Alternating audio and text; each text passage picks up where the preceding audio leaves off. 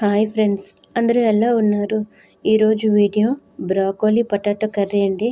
దీనికోసం ముందుగా గిన్నెలో బ్రోకోలీ ముక్కలు వేసి వేడి నీళ్ళు పోసి అందులో ఉప్పు పసుపు వేసి పక్కన పెట్టుకోవాలండి. తర్వాత స్టవ్ మీద కడాయి పెట్టి నూనె పోసి వేడెక్కిన తర్వాత శనగపప్పు,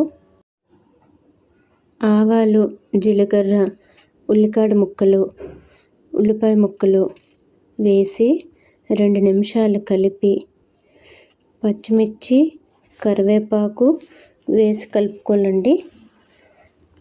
తర్వాత బంగాళదుంప ముక్కలు వేసి కలిపి కడిగి పక్కన పెట్టుకున్న బ్రోకోలీ ముక్కలను కూడా వేసి బాగా కలుపుకోవాలి.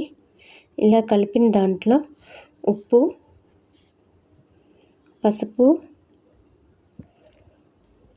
కారం వేసి కలిపి అందులోనే ధనియాల పొడి, జీలకర్ర పొడి, అల్లం వెల్లుల్లి పేస్ట్ వేసి కలపాలండి.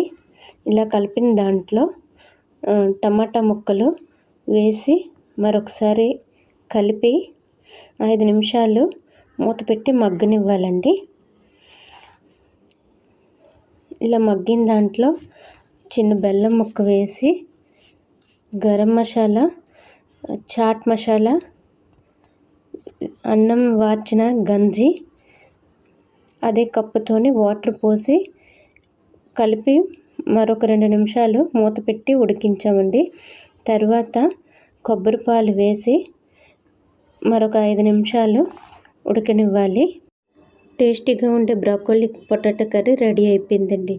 నచ్చినట్లయితే ట్రై చేయండి.